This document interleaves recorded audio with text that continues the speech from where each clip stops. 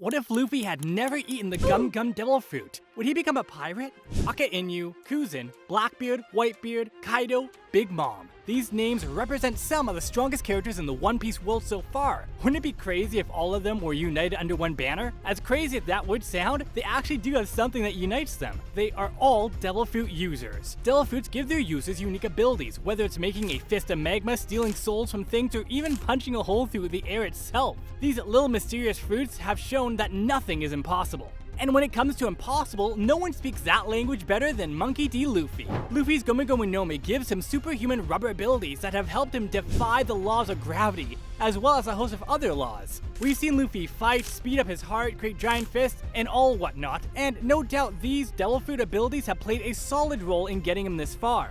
But that leaves a very mouth-watering question on our dining table today. What if Luffy never ate the fruit in the secret box brought by Shanks? What if, before Luffy could take a bite of the tasty devil fruit, Shanks saw and stopped him? Would he still have become a pirate?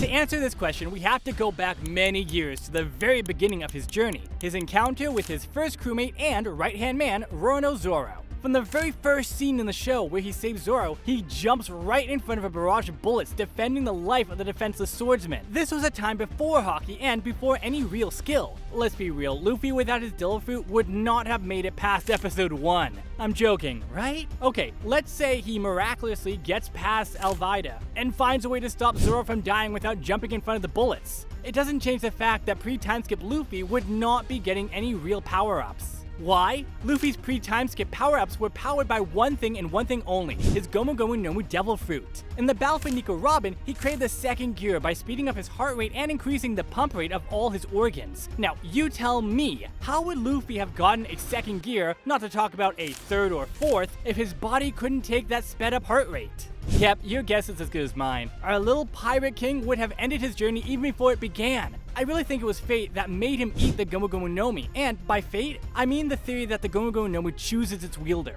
Thanks to the Wano arc, we all know that Luffy's Devil Fruit is not the Gomu Gomu no Mi, but the Hito Hito no Mi model Nika, a rare mythical Zoan fruit that gives its user the ability of the sun god, the warrior of liberation. Have you ever wondered why Luffy was always fighting to free the oppressed wherever he went? Wherever there was injustice, Luffy was willing to help. It had been hardwired into his mind to fight on the side of the weak. And that's more than his will. That's the consciousness of the sun god fruit he ate as a child. Everyone who tried to eat the fruit before him ended up dribbled and lost. That's just the power of the devil fruit in question. So, there's absolutely no doubt about it. Without his devil fruit, Luffy may never even have gotten to Marineford where he activated and used his Conqueror's Haki for the first time. His devil fruit played a major role in keeping him alive until he could learn how to use Haki to keep on fighting. But while it is true that his Devil Fruit helped keep him alive, we can't really say that without his Devil Fruit he would not have become a pirate. And here's why.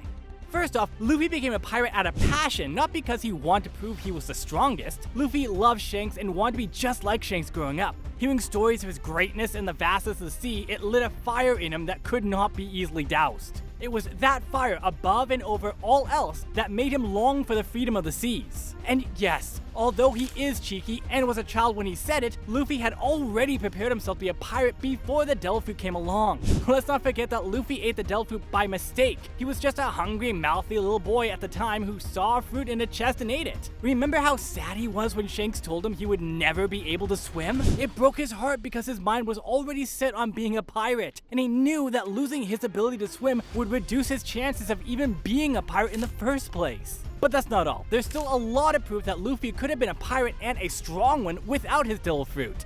How?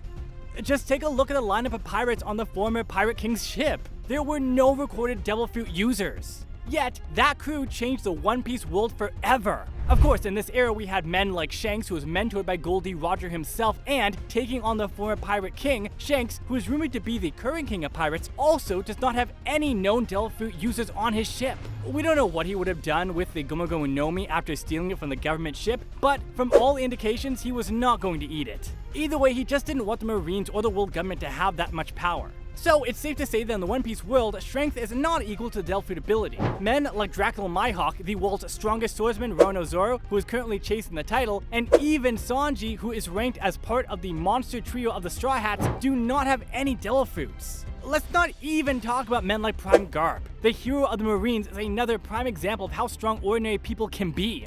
Garp in his prime could enter into a brawl with any of the top pirates of that era, think Goldie Roger and Whitebeard, without any weapons! It doesn't get any stronger than that.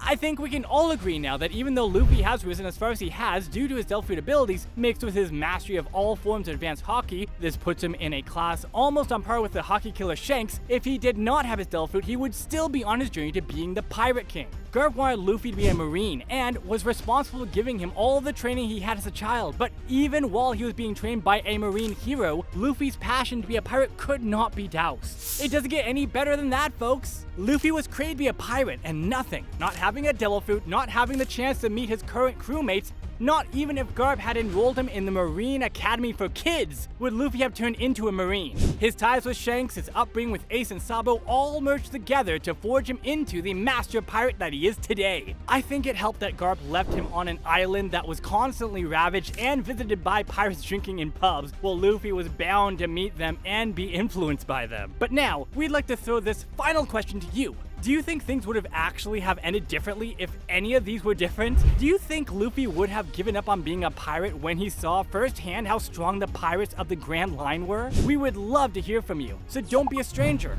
Let's talk in the comments, and don't forget to like, subscribe, and share this video with other One Piece fans out there. Until next time.